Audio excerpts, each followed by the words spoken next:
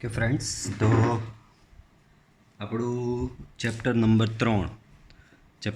3 શ્રેણિક એટલે કે મેટ્રિક્સ આપણું લાસ્ટ વિડીયો લેક્ચરમાં આપણે પૂરું કરેલું. હવે ચેપ્ટર નંબર 4 જોઈશું, જેનું નામ છે નિશ્ચાયક. નિશ્ચાયકને ઇંગ્લિશમાં કહેવામાં આવે છે ડિટર્મિનન્ટ્સ. એને ઇંગ્લિશમાં કહેવામાં આવે છે ડિટર્મિનન્ટ. ઓકે, તો નિશ્ચાયકનો જે કન્સેપ્ટ છે એ શ્રેણિક સાથે એસોસિએટેડ જ છે. બરાબર, શ્રેણિક સાથે ઇનડાયરેક્ટલી જોડાયેલો જ છે.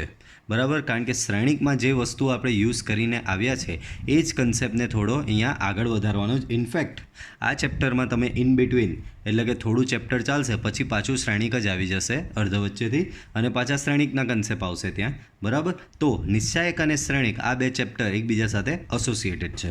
તો નિશ્ચાયક કહીશું કોને? તો સૌથી પહેલાં તમને રિમાઇન્ડ કરાવી દઉં, અને રિમાઇન્ડ એ વસ્તુનું કરાવું કે શ્રેણિક કોને કહેવાય.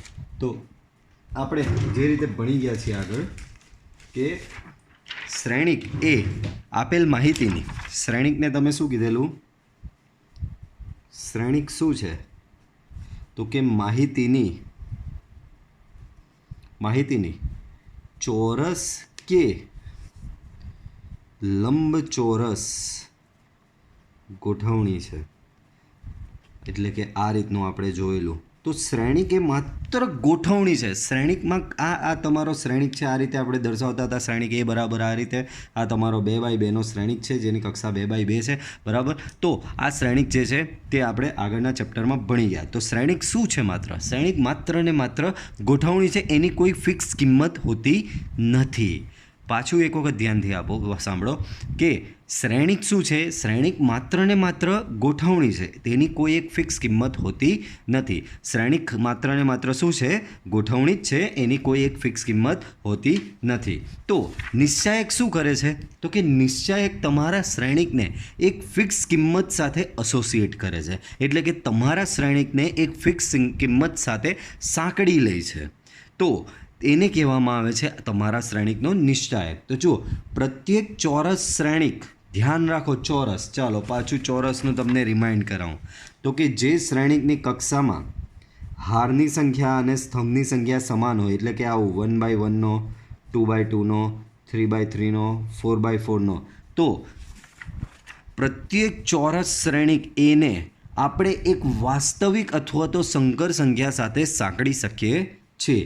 તે સંખ્યાને ચોરસ શ્રેણિકનો નિશ્ચાયક કહેવામાં આવે છે. તો મેં તમને પાછું સમજાવું છું કે શ્રેણિક એ માત્ર ને માત્ર ગોઠવણી છે. શ્રેણિક કોઈ કિંમત આપતું નથી. શ્રેણિકને કિંમત કોણ આપશે? તો કે નિશ્ચાયક આપશે. બરાબર, તો નિશ્ચાયક શું કરશે? તમારો જે શ્રેણિક છે, તમારી જે ગોઠવણી છે, એ ગોઠવણી સાથે કોઈ એક વાસ્તવિક કે સંકર સંખ્યા સાંકળી લેશે. તો આ વાસ્તવિક કે સંકર સંખ્યાને તમારા શ્રેણિકનો શું કહેવામાં આવે છે? નિશ્ચાયક કહેવામાં આવે છે. નિશ્ચાયક, એમાં એક વર્ડ છુપાયેલો છે નિશ્ચિત.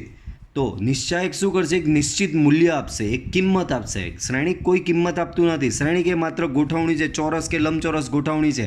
પણ નિશ્ચાયક શું કરશે? એ શ્રેણિકની એક ફિક્સ કિંમત આપશે.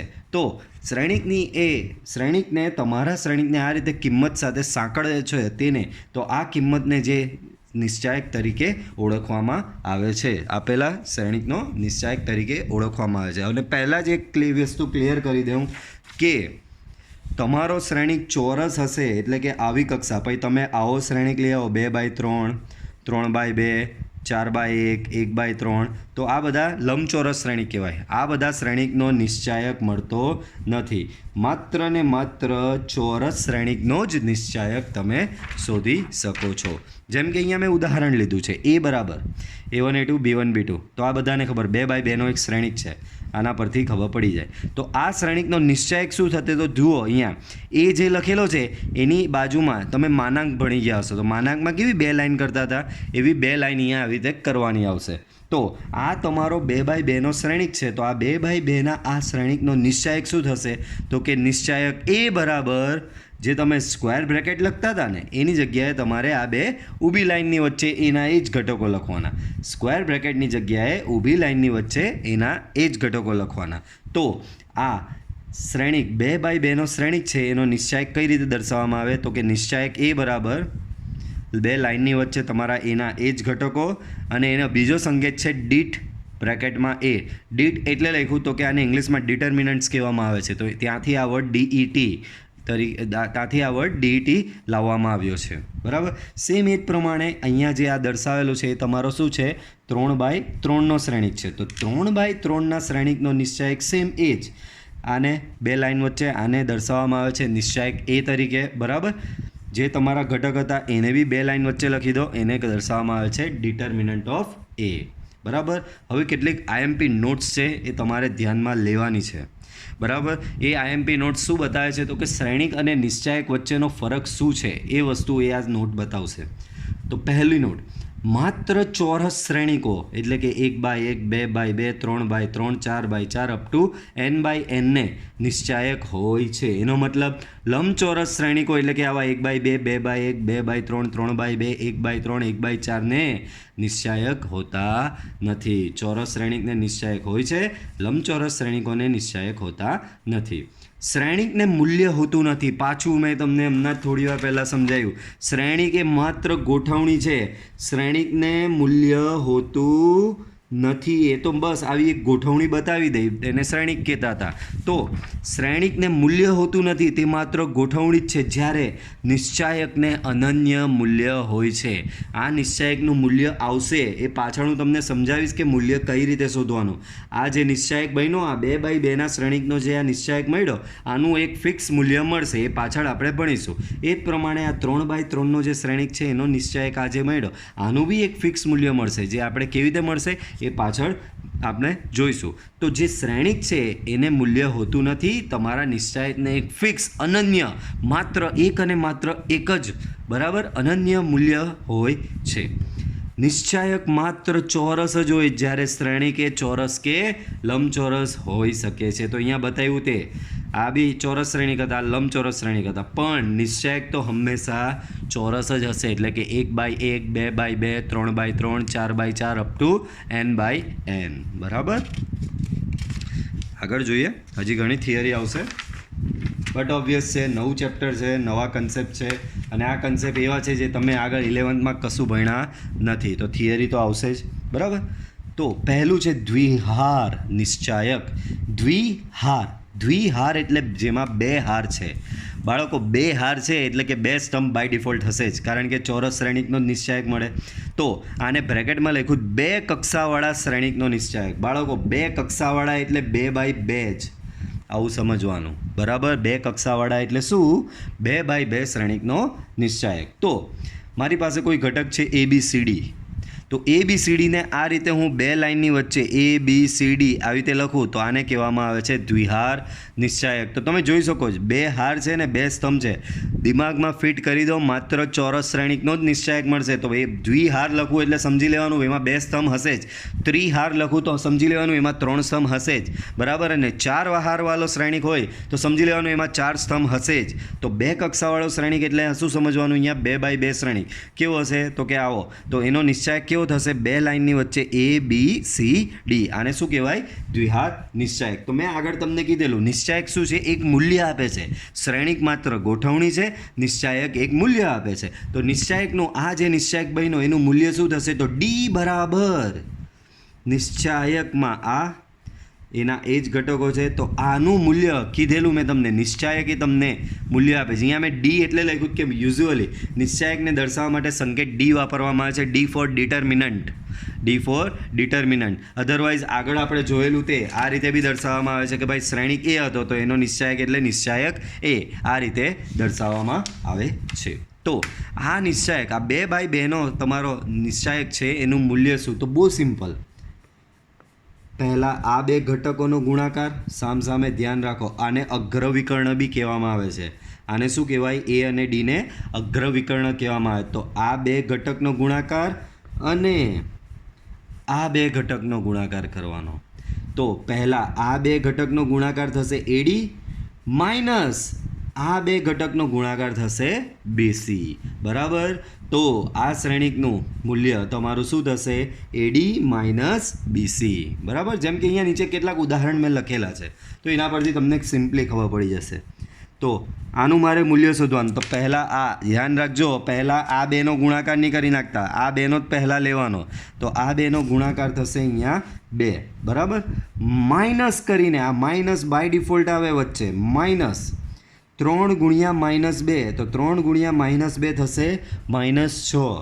તો 2 + 6 દેટ ઇઝ ઇક્વલ ટુ 8. તો તમારા નિશ્ચાયકનું મૂલ્ય આવું થશે, બરાબર. સેમ આગળ વધીએ.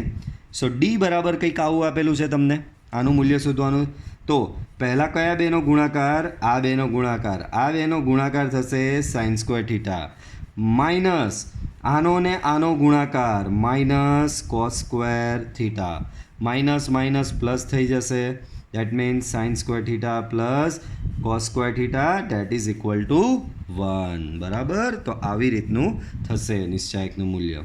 આમાં બી ચાલો નિશ્ચાયકનું મૂલ્ય શોધવાનું. તો પહેલાં શું થશે? આનો ને આનો ગુણાકાર જે થશે i² માઇનસ આનો ને આનો ગુણાકાર જે થશે -1 ઇન્ટુ 1 શું થશે? -1. તો આનો ફાઇનલ આન્સર થશે i² + 1. હવે i² બરાબર શું થશે? તો કે -1 થશે, બાજુમાં +1 છે already. So final answer is 0, બરાબર. તો નિશ્ચાયકનું 2/2ના એટલે કે દ્વિહાર નિશ્ચાયકનું, બરાબર, એટલે કે 2 કક્ષાવાળા શ્રેણિકના નિશ્ચાયકનું મૂલ્ય તમે આ રીતે મેળવશો. હવે આ નિશ્ચાયક પરથી કેટલીક નોટ છે.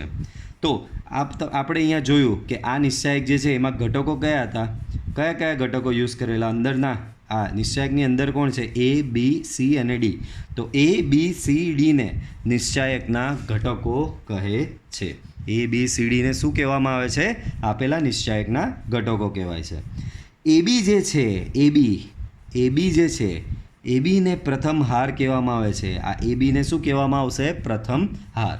CD જે છે તે CD ને બીજી હાર તરીકે ઓળખવામાં આવશે. CD શું થશે? બીજી હાર. એ જ પ્રમાણે AC જે છે એને કહેવામાં આવે છે પ્રથમ સ્તંભ. ને BD જે છે, BD, બરાબર, તો BD ને કહેવામાં આવે છે બીજો સ્તંભ, બરાબર. ત્યારબાદ AD ક્રોસમાં, ધ્યાન રાખજો ક્રોસમાં છે AD, તો AD ને કહેવામાં આવે છે અગ્રવિકર્ણ. AD ને શું કહેવામાં આવે છે? અગ્રવિકર્ણ. અને BC, BC એને કહેવામાં આવે છે પ્રતિવિકર્ણ, બરાબર. BC ને શું કહેવાય? પ્રતિવિકર્ણ. અને આ દ્વિહાર નિશ્ચાયકનું મૂલ્ય આપણે શોધવું હોય તો દ્વિહાર નિશ્ચાયકનું મૂલ્ય બરાબર અગ્રવિકર્ણના ઘટકોનો ગુણાકાર, અગ્રવિકર્ણ પરના ઘટકોનો ગુણાકાર એટલે કે A × D માઇનસ પ્રતિવિકર્ણ, આને પ્રતિવિકર્ણ હમણાં જ ભણ્યા, CB ને પ્રતિવિકર્ણ. તો પાછું સમજો, દ્વિહાર નિશ્ચાયકનું મૂલ્ય શું? પહેલાં અહીંયા લખ્યું અગ્રવિકર્ણ પરના ઘટકોનો ગુણાકાર. તો આપણે કરેલું જ હતું આ બેનો ગુણાકાર. તો આ બેનો ગુણાકાર એક રીતે શું કહેવામાં આવે? એના અગ્રવિકર્ણ પરના ઘટકોનો ગુણાકાર કહેવામાં આવે. તો આનો ને આનો ગુણાકાર એટલે અગ્રવિકર્ણ પરના ઘટકોનો ગુણાકાર, અને આનો ને આનો ગુણાકાર એટલે પ્રતિવિકર્ણ પરના ઘટકોનો ગુણાકાર, બરાબર. તો આ દ્વિહાર નિશ્ચાયક એટલે કે 2/2 કક્ષાનો નિશ્ચાયક એટલે કે 2 કક્ષાવાળા શ્રેણિકના નિશ્ચાયકનું આ બધી એની નોટ્સ થઈ, કઈ રીતે એનું મૂલ્ય મળે, બરાબર. આ દરેક પોઈન્ટ્સ બહુ અગત્યના છે, બરાબર. દરેક પોઈન્ટ્સ તમારે યાદ રાખવાના રહેશે. નેક્સ્ટ, તો જે રીતે આપણે આગળ જોયું દ્વિહાર નિશ્ચાયક જોયો એટલે કે 2 કક્ષાવાળા શ્રેણિકનો નિશ્ચાયક જોયો એટલે કે 2/2 કક્ષાવાળા શ્રેણિકનો નિશ્ચાયક જોયો. હવે ત્રિહાર નિશ્ચાયક એટલે કે 3 કક્ષાવાળા શ્રેણિકનો નિશ્ચાયક. ત્રિહાર નિશ્ચાયક એટલે શું? 3 કક્ષાવાળા શ્રેણિકનો નિશ્ચાયક, બરાબર. 3 કક્ષાવાળા શ્રેણિક એટલે કે ભાઈ 3/3 જ થશે. એ શું થશે? 3/3 કક્ષાવાળા શ્રેણિકનો નિશ્ચાયક થશે. તો ત્રિહાર નિશ્ચાયક શું થશે? આ રીતે. તો કે નિશ્ચાયકમાં શું લખવાનું? A1 B1 C1, A2 B2 C2, A3 B3 C3. શું લખવાનું રહેશે? A1 B1 C1, A2 B2 C2 અને A3 B3 C3. તો આ તમે આવી રીતે 3/3નો શ્રેણિક આવી રીતે લખતા જ હતા. ત્યાં સ્ક્વેર બ્રેકેટમાં લખતા હતા, અહીંયા 2 લાઇનની વચ્ચે લખો. તો 2 લાઇનની વચ્ચે આ રીતે 9 ઘટકો આવી જાય તો આને કહેવામાં આવે છે ત્રિહાર નિશ્ચાયક. ત્રિહાર નિશ્ચાયકનું મૂલ્ય, તો ત્રિહાર નિશ્ચાયકનું મૂલ્ય દ્વિહાર જેવું સિમ્પલ નથી. દ્વિહારમાં તો તમે જોયું કેટલું સિમ્પલ હતું. અગ્રવિકર્ણના ઘટકોનો ગુણાકાર માઇનસ પ્રતિવિકર્ણના ઘટકોનો ગુણાકાર, ડેટ્સ ઇટ, ઓવર, આટલું જ હતું, બરાબર. તો ત્રિહાર નિશ્ચાયકનું મૂલ્ય એટલું સિમ્પલ નથી. તો ત્રિહાર નિશ્ચાયકનું મૂલ્ય આપણે ટોટલ 6 રીતે શોધી શકીએ છીએ. હું છ મેથડ હું એમ નહીં કહીશ કે આ 6માંથી એક જ યાદ રાખો. એમ તો જોવા જઈએ તો બધી સિમિલર જ છે. હું એમ નથી કહેતો કે 6માંથી એક જ યાદ રાખો. 6 તમારે પ્રેક્ટિસ રાખવાની છે, કારણ કે દાખલા પ્રમાણે આપણે 6માંથી કોઈ બી એક લાગુ પાડીશું. એ તો તમે બી ધીમે ધીમે જ્યારે દાખલા ગણશો ને એટલે સમજી જ જશો કે આમાંથી 6માંથી કઈ મેથડ મારા દાખલામાં ઇઝી પડશે. બરાબર. તો ત્રિહાર નિશ્ચાયકનું મૂલ્યની વાત કરીએ છીએ. અહીંયા મેં પહેલા પોઈન્ટમાં લખેલું છે પ્રથમ હારની સાપેક્ષે મૂલ્ય. આમાં પ્રથમ હાર કોને કહેવાય? તો કે આને પ્રથમ હાર કહેવામાં આવે છે. A1 B1 C1 આને શું કહેવામાં આવે છે? પ્રથમ હાર તરીકે ઓળખવામાં આવે છે. તો તમારા ત્રિહાર નિશ્ચાયકનું પ્રથમ હારની સાપેક્ષે મૂલ્ય તો કઈ રીતે શોધવાનું? તો આ રીતે ઇક્વલ ટુ લખવાનું. પ્રથમ હાર લખી દેવાની A1 B1 ને C1. આ મેં પહેલી હાર લખી દીધી A1 B1 અને C1. વચ્ચેનો જે B1 છે તેની આગળ ખાલી માઇનસ લખવાનો, બાકીના બંને પ્લસ. અહીંયા પ્લસ, આની આગળ કંઈ નહીં લખો, that means a by default plus જ કહેવાશે. બરાબર. આગળ હવે બહુ ધ્યાન રાખવાનું છે. બરાબર. તમે અહીંયા મિસ થયા દેટ મીન્સ પછી તમને આગળ સમજ નહીં પડશે. તો આપણે શું કરવા જઈ રહ્યા છે? પ્રથમ હારની સાપેક્ષે તમારા નિશ્ચાયકનું મૂલ્ય શોધવા જઈ રહ્યા છે. પ્રથમ હારની સાપેક્ષે નિશ્ચાયકનું મૂલ્ય શોધવા જઈ રહ્યા છે. તો પ્રથમ હાર મેં શું કર્યું? પ્રથમ હાર બેઠી લખી દીધી. એમાં પહેલો પ્લસ, વચ્ચેનો માઇનસ, છેલ્લો પ્લસ લખ્યો. હવે આ A1 લખ્યો છે. તો A1 જુઓ અહીંયા ક્યાં આવેલો છે તમારો A1? તો અહીંયા A1 જે છે તે તમારો અહીંયા આવેલો છે. આ તમારો A1 છે. બરાબર.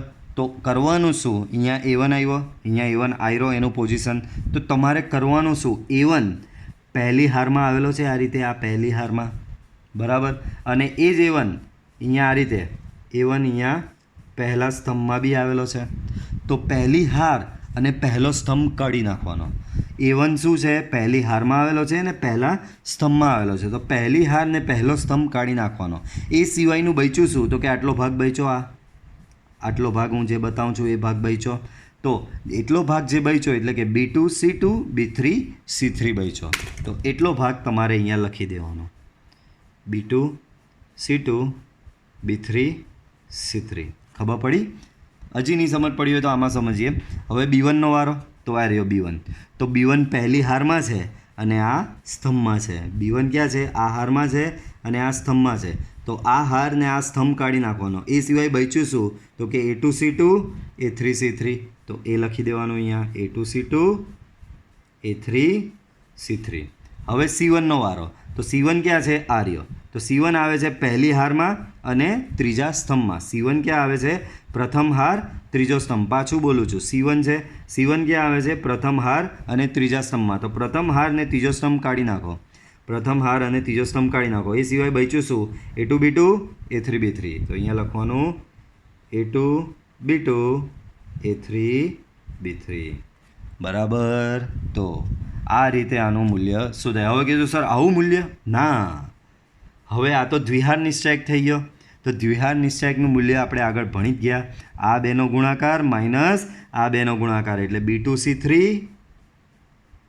માઇનસ આ બેનો ગુણાકાર થશે B3 C2. સેમ વે આનું આગળ વધારીએ. સો B1 ઇન્ટુ આનો ને આનો ગુણાકાર A2 C3 minus A3 C2 plus C1 કરીને આનો ને આનો ગુણાકાર A2 B3 minus A3 B2. બરાબર. તો આ રીતે તમારા નિશ્ચાયકનું પ્રથમ હારની સાપેક્ષે મૂલ્ય મળશે. તમારા નિશ્ચાયકનું પ્રથમ હારની સાપેક્ષે મૂલ્ય તમારું આ રીતે થશે. સેમ એ જ પ્રમાણે બીજી હાર એટલે કે R2ની સાપેક્ષે મૂલ્ય શોધવાનું. બીજી હાર એટલે કે R2ની સાપેક્ષે તમારે મૂલ્ય શોધવાનું છે. તો તમારે શું કરવાનું? પહેલાં તો બીજી હાર એટલે કે A2 B2 C2. તો અહીંયા હું લખી દઉં છું A2 B2 અને C2. બીજી હાર લખી દીધી. આગળ શું કરેલું? પહેલો પ્લસ આ માઇનસ ને ત્રીજો પ્લસ. પહેલો પ્લસ બીજો માઇનસ ત્રીજો પ્લસ. આમાં ઊંધું આવશે. પહેલો માઇનસ બીજો પ્લસ ને ત્રીજો માઇનસ. ધ્યાન રાખજો, આમાં ને આમાં ફરક આટલો જ છે. હવે બાકીના સ્ટેપ પાછા સેમના સેમ જ. કેમ? તો જુઓ, A2 છે તો A2 પહેલા સ્તંભમાં આવેલો છે અને A2 બીજી હારમાં આવેલો છે. તો પહેલો સ્તંભ ને બીજી હાર કાઢી નાખો. એ સિવાય બચ્યું શું? તો કે B1 C1 B3 C3. તો એને અહીંયા લખી દેવાનો B1 C1 B3 C3. Same way B2નો વારો. તો B2 આ રહ્યો વચ્ચે છે, B2 બીજી હાર ને બીજા સ્તંભ, બીજી હાર બીજા સ્તંભમાં છે. તો બચ્યું શું? A1 C1 A3 C3. તો તમારે અહીંયા લખી દેવાનું A1 C1 A3 C3. હવે વારો કોનો? C2નો. તો C2 આ રહ્યો. C2 ક્યાં છે? તો કે બીજી હાર અને ત્રીજા સ્તંભમાં છે. C2 ક્યાં છે? બીજી હાર ને ત્રીજા સ્તંભમાં છે. તો બીજી હાર અને ત્રીજો સ્તંભ કાઢી નાખો. એ સિવાય બચ્યું શું? તો કે A1 B1 A3 B3. A1 B1 A3 B3. બરાબર, આવું બચ્યું. આગળ વધીએ. હવે આગળનું તો તમને ખબર જ છે, નિશ્ચાયકનું મૂલ્ય આનો ને આનો ગુણાકાર એટલે કે B1 C3 માઇનસ આનો ને આનો ગુણાકાર B3 C1 પ્લસ B2 આનો ને આનો ગુણાકાર A1 C3 minus A3 C1. આગળ વધો. C2 આનો ને આનો ગુણાકાર A1 B3 minus A3 B1. બરાબર. તો આ રીતે બીજી હારની સાપેક્ષે તમારા નિશ્ચાયકનું મૂલ્ય મળશે. એ જ પ્રમાણે ત્રીજી હારની સાપેક્ષે નિશ્ચાયકનું મૂલ્ય શું કરવાનું છે? ત્રીજી હારની સાપેક્ષે તો સેમ વે ત્રીજી હાર લખવાની A3. ત્રીજી હાર શું છે? A3 B3 C3. તો A3 B3 C3 લખવાની. આમાં સેમ પાછું આના જેવું. જો બાળકો, પહેલામાં આપણે લખેલું પહેલો પ્લસ વચ્ચેનો માઇનસ અને ત્રીજો પ્લસ. આમાં શું હતું? પહેલો માઇનસ વચ્ચેનો પ્લસ અને ત્રીજો માઇનસ. આમાં પાછું સેમ પહેલાં જેવું, પહેલો પ્લસ વચ્ચેનો માઇનસ અને છેલ્લો પ્લસ. સેમ આના જેવું જ. ચલો હવે પાછીના સ્ટેપ તમને આવડે જ છે. તો A3 છે. A3 કઈ હારમાં આવે છે? ત્રીજી હારમાં આવે છે, પહેલા સ્તંભમાં આવે છે. તો પહેલો સ્તંભ ને ત્રીજી હાર કાઢી નાખો. એ સિવાય બચ્યું શું? તો કે B1 C1 B2 C2. Same way B3નો વારો. B3 છેલ્લી હારમાં છે અને બીજા સ્તંભમાં છે. તો છેલ્લી હારને બીજો સ્તંભ કાઢી નાખો. એ સિવાય બચ્યું A1 C1 A2 C2. A1 C1 A2 C2. C3નો વારો. C3 ત્રીજી હારમાં છે, ત્રીજા સ્તંભમાં છે. તો એ સિવાય બચ્યું A1 B1 A2 B2. બરાબર.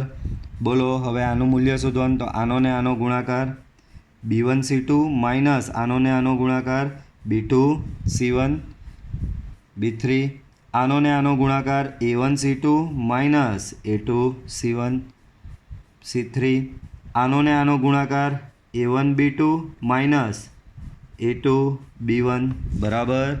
તો આ રીતે આનું મૂલ્ય મળશે. હવે તો આ થયું આપણું બધું 3 હાર સાપેક્ષે નિશ્ચાયકનું મૂલ્ય થઈ ગયું. હવે વારો આવ્યો સ્તંભનો. તો પ્રથમ સ્તંભ C1ની સાપેક્ષે મૂલ્ય, આને કહેવાય પ્રથમ સ્તંભ. આને શું કહેવામાં આવે છે? પ્રથમ સ્તંભ. પ્રથમ સ્તંભની સાપેક્ષે તમારા નિશ્ચાયકનું મૂલ્ય. તો પ્રથમ સ્તંભ લખવાનો. પ્રથમ સ્તંભ લખી દેવાનો. ઊભું નહીં લખતા, સ્તંભ છે તેને બી આ રીતે જ લખવાનો. A1 પછી શું છે પ્રથમ સ્તંભમાં? A2 અને પછી A3 લખી દીધો. પ્રથમ છે જે રીતે પ્રથમ હારમાં શું હતું? Plus minus plus. પ્રથમ સ્તંભમાં બી શું આવશે? Plus minus plus. આના માટે હું તમને એક હિન્ટ આપી દઉં. તો આ જે હું આપું છું તે યાદ રાખવાનો. Plus minus plus minus plus minus plus minus plus. તો આમાં જે પ્રમાણે સાઇન આવે એ પ્રમાણે સાઇન આ લોકોને આપવાની. તો આમાં જુઓ, પ્રથમ સ્તંભમાં શું સાઇન આવી?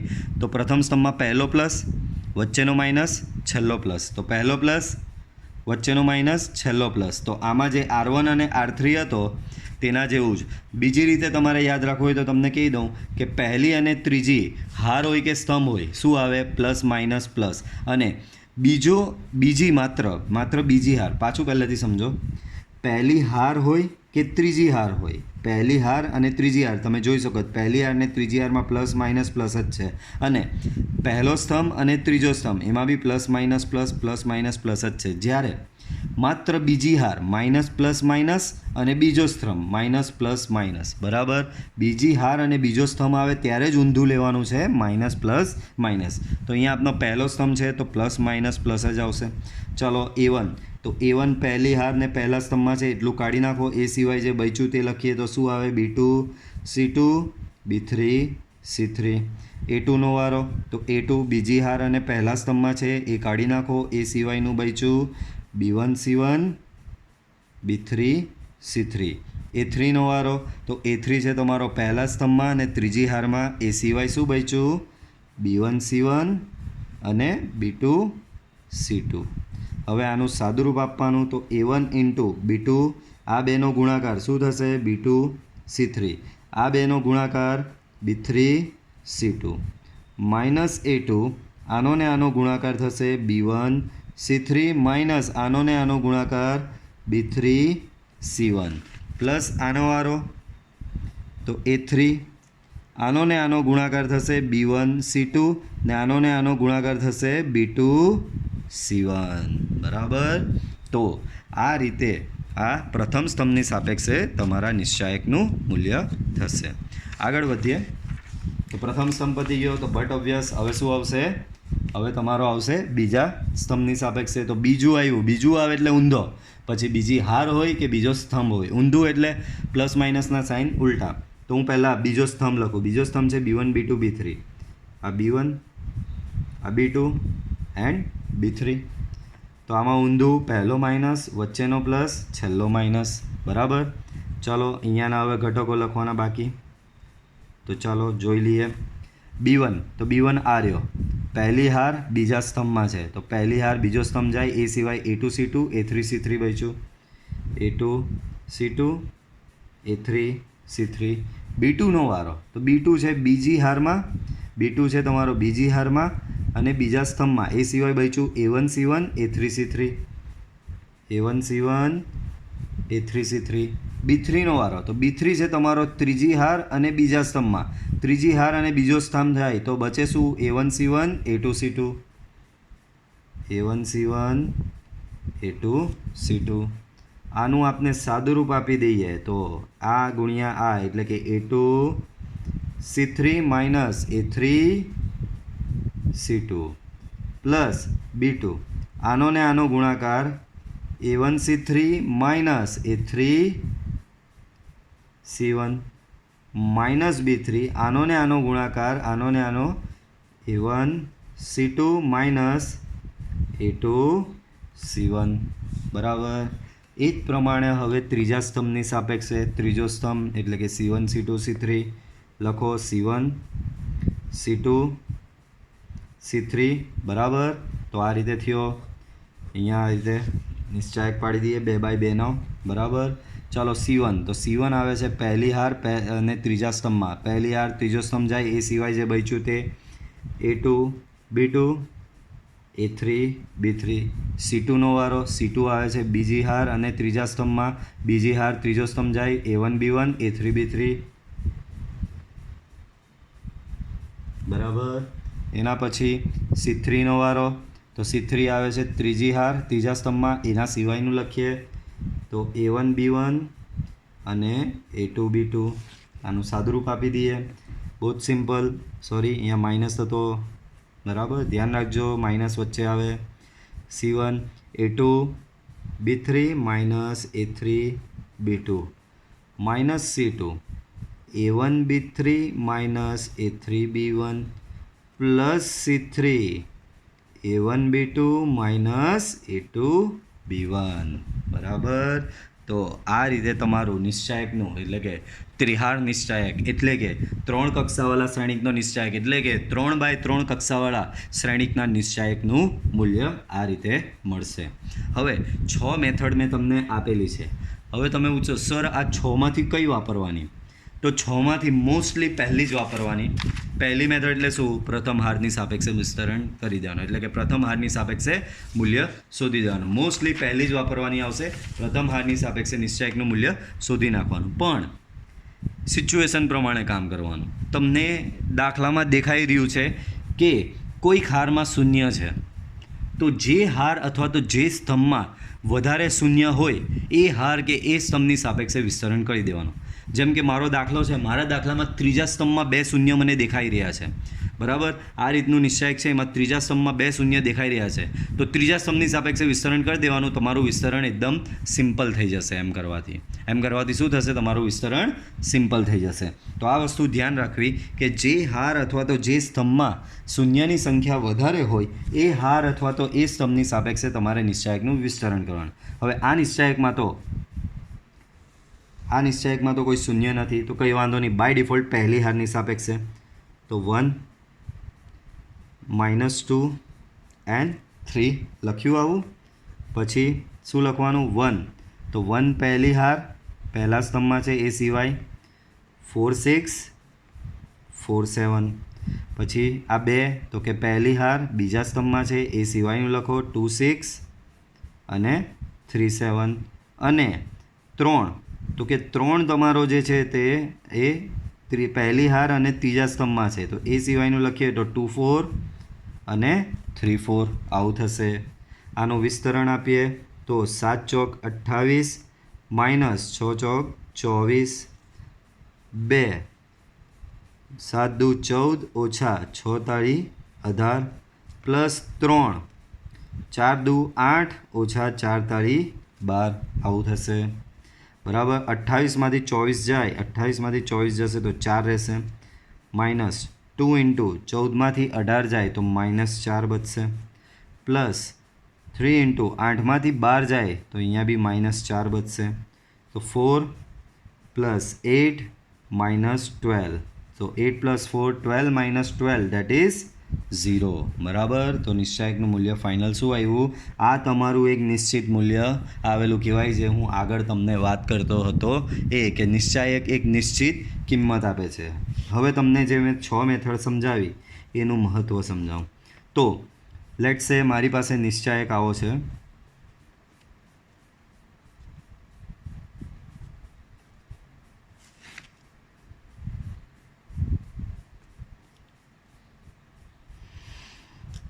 આવો નિશ્ચાયક છે. હવે આ નિશ્ચાયકમાં અગાઉના નિશ્ચાયકમાં કશે બી કોઈ બી ઘટક શૂન્ય હતો નહીં, પણ આ નિશ્ચાયકમાં એક ઘટક જે છે તે શૂન્ય છે. તો આ શૂન્ય આવે તેને પકડી લેવાનો આપણે. ચલો, શૂન્ય ક્યાં છે?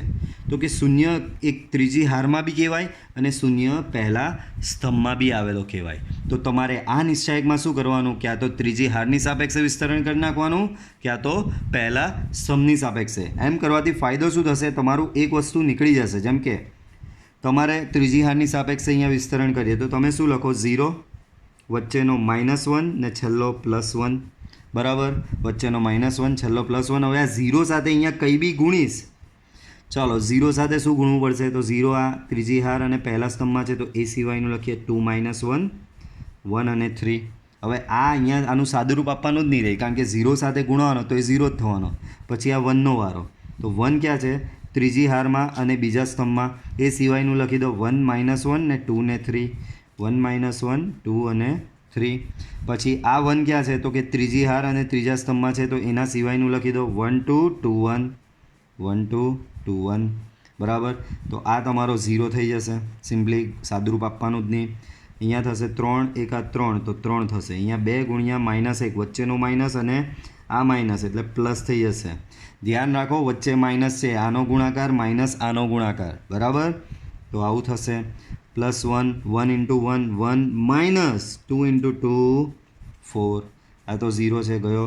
અહીંયા આવશે -5 અને અહીંયા આવશે 1 - 4 દેટ ઇઝ -3, બરાબર. -3. સો your final answer is -8. Let's સે એક ઓર એક્ઝામ્પલ લઈએ કે મારી પાસે એક આવો નિશ્ચાયક છે. 1 2 0 1 -1 3 4 and 0 0 1. તો આમાં આ નિશ્ચાયકમાં તમને 3 જગ્યાએ 0 દેખાઈ રહ્યા છે. 2 0 અહીંયા ને 1 0 અહીંયા. તો આમાં એવું નહીં કરવાનું. સર એક કામ કરો, કાં તો પહેલી હાર કાં તો ત્રીજા સ્તંભની સાપેક્ષે કરી નાખો. પણ તમે એ તો જુઓ, આ હારમાં તમને 2 0 મળે છે તો એનો ફાયદો ઉઠાવો. ભલે આ હારમાં તમને 1 0 મળે, કાં તો આ સ્તંભ લેવો તો 1 0 મળે, પણ જો તમે ત્રીજી હારની સાપેક્ષે કરો તો 2 0 મળે. તમારું અડધું સાદુરૂપ તો એમ જ જતું રહે. કેમ?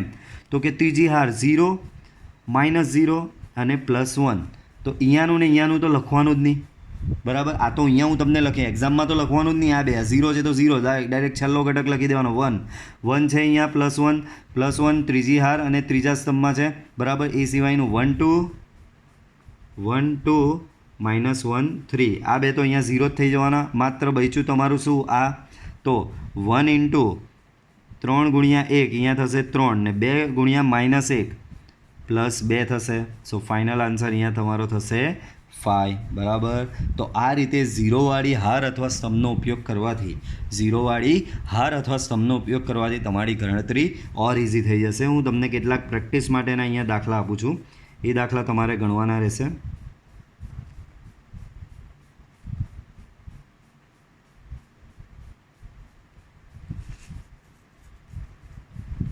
તો બોલો બાળકો, આમાં કોની સાપેક્ષે કરશો? તો કે ચોથા દાખલામાં મને ક્લિયરલી દેખાઈ રહ્યા છે કે હું જો ત્રીજા સ્તંભની સાપેક્ષે કરું તો મારા 2 ઘટક તો એમ જ જતા રહેશે, બરાબર. મારું સાદુરૂપ ઇઝી થશે. તો આમાં ત્રીજા સ્તંભની સાપેક્ષે થશે. એક ઓર લઈએ.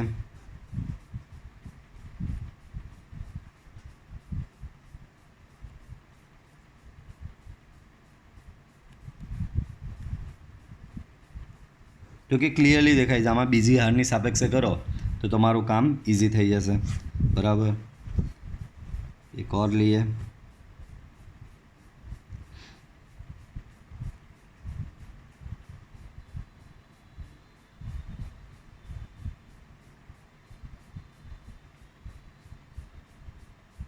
તો આમાં બીજા સ્તંભની સાપેક્ષે કરી શકો તમે, બરાબર. એક ઓર આપણે